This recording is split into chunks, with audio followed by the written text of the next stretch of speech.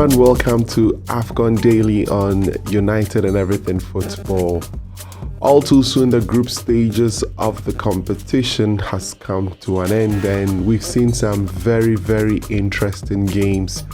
We've seen some very interesting teams emerge as group winners in this competition, and that's what the AFCON has been serving us this year in the Ivory Coast. I know you are really enjoying yourself watching all the games, the drama, the thrill, the excitement that we are all getting from this year's edition of the Africa Cup of Nations in the Ivory Coast. A lot has been happening. Coaches being sacked, others standing in their resignation. The competition is also shaping up. The round of 16 games have all been, properly paired now. And now we know the routes to which the countries will be using to the final. We're bringing you all that and more on United and Everything Football. So I've got a few of my colleagues giving their thoughts on Ghana and the exit and all the issues that arose after Ghana's exit was confirmed after Cameroon won their game against the Gambia yesterday. So a lot more will be coming your way. So please stick and stay with us. We'll be right back after this.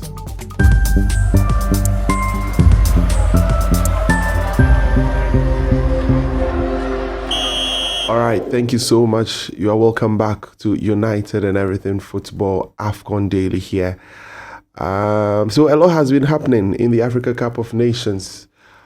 24 teams went to Ivory Coast to compete after the first stage of the competition, which is the group stages. 8 teams are leaving. We are left with just 16 of these teams that will be competing in this year's Africa Cup of Nations. So we've got into the knockout stages of the competition, a very, very important stage of the competition. This one, when you are beaten, you just pack your stuff and then you go home. So the knockout stages of the competition starts this Saturday.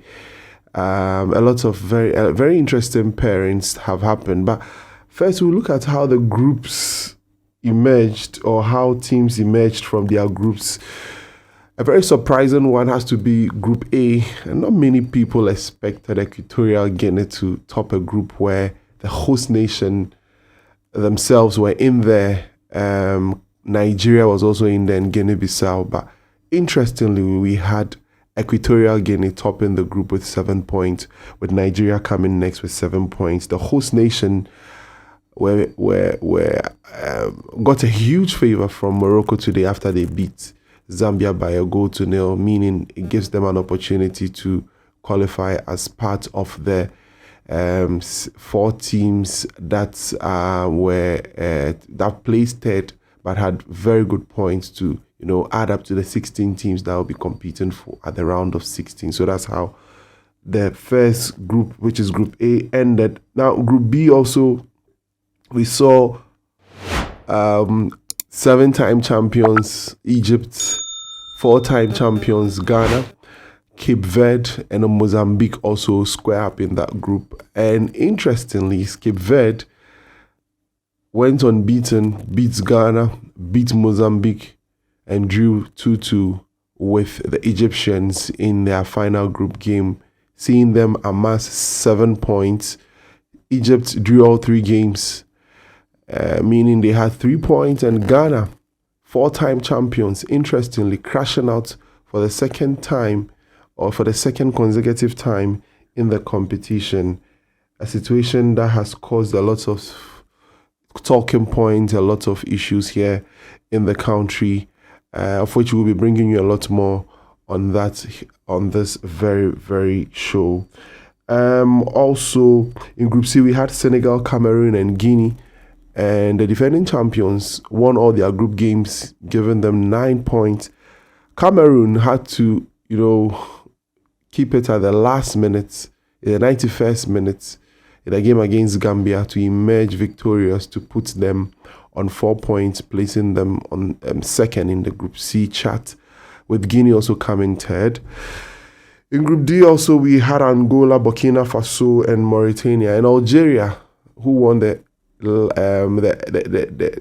last edition, the 2019 edition of the competition. Algeria also knocked out. They were last in their group, actually. very unfortunate. A group that had Angola, Burkina Faso, and also Mauritania. Mauritania beat Algeria in one game that has become a huge shock to a lot of people. So that's how that game also ended in Group D. Mali, South Africa, Namibia, and Tunisia were also in Group E. And in that group as well, interestingly, Mali were top of the group. South Africa came second. A lot of people tipped Tunisia to also, qualify. Unfortunately, Tunisia ended up with 2 points. So they also exited from the competition.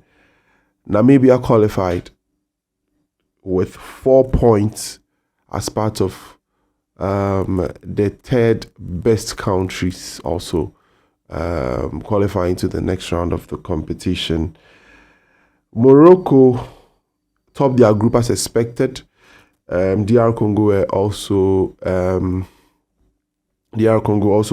drew all their games, giving them 3 points, so they came second in that group. Zambia with 2 points couldn't, scale to the next stage of the competition, so they form out. The 2012 champions are also crashing out of the competition. So as you can see, this is the pairing on your screen, and that is the route that these teams will be using to go. So there's Angola coming up against Namibia, Nigeria, Cameroon, Equatorial Guinea versus Guinea, Egypt, DR Congo, Cape Verde, Mauritania, Cote d'Ivoire, the host nation, will be coming up against the defending champions, Senegal.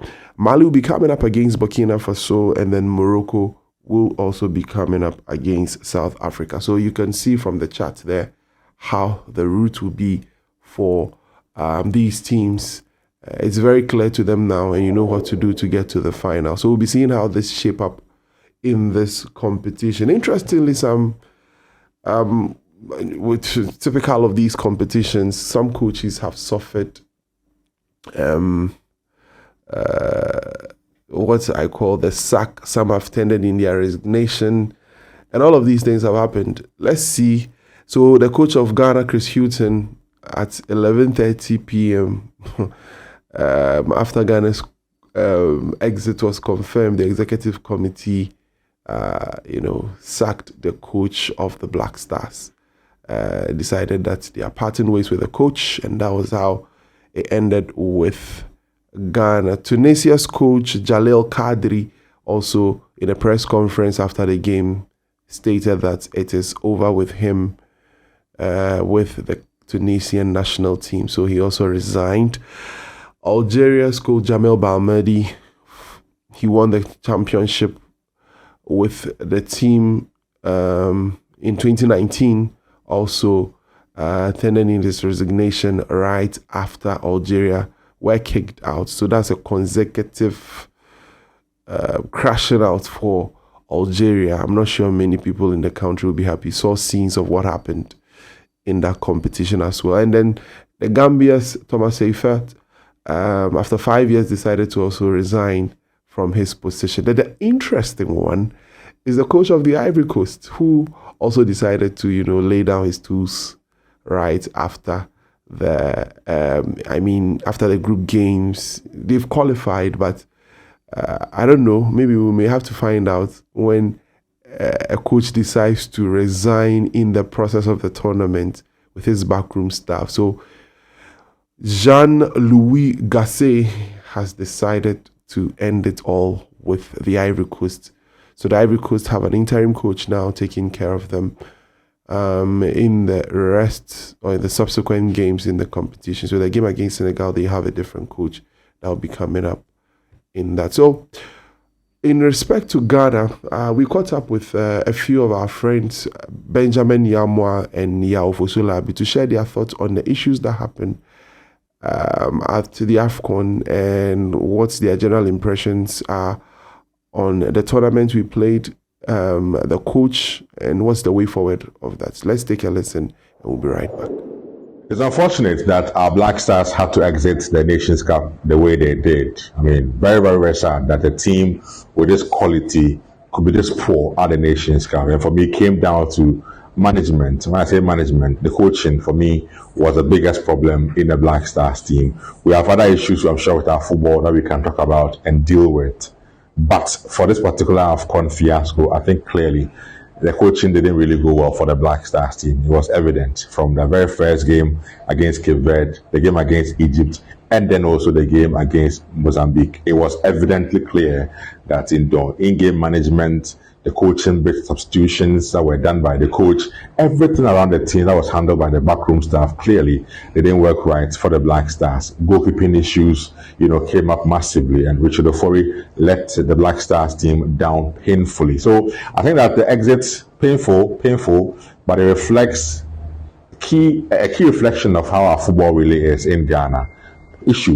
Lots of issues that we need to deal with Ghana football. Now, on the second of Coach Chris Houghton, I think that clearly, I have always said that he should have been sacked even before the Nations Cup, but the reasons given for why he had to be there as well made cogent sense, and so that's how come we took him there. But performance-wise, Chris Houghton clearly, from the word go, in a first game against Angola in Luanda, then the other games he played, everything showed that he just didn't have what it takes to really be the Black Stars coach. His outing, his outputs, tactics, everything around his coaching, for me, was so archaic, and no wonder we didn't really perform well under him. It was too negative for a team like the Black Stars team. Now, going forward, though, I think that clearly we need to look at a number of things. If you want to focus on the Black Stars team, let's get someone in who has the right credentials to manage the right players and the style of football we want our Black Stars to play.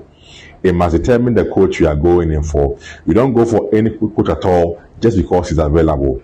Look at the players you have, the materials you have in the Black Stars team, the style of play you want your Black Stars to play.